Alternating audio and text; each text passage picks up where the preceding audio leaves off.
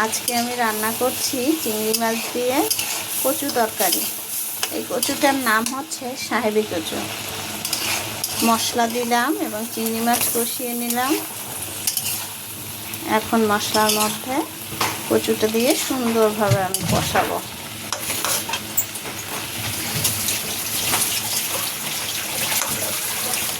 এই কচুটায় একদম গলা চুলকায় না এবং খেতে খুবই মজা হয়, একদম মান কচুর মতো। এটার কালারটা একটু ভিন্ন, কালারটা একটু ক্রিমি ক্রিমি কালার, সাদা না। সাধারণত মান কচুতে দেখা যায় মান কচুর কালারটা সাদা ধবধবা হয়, কিন্তু এই কচুটার কালারটা সাদা না, কিন্তু খেতে খুব মজা আর একটু গলা ধরে না। ধন্যবাদ।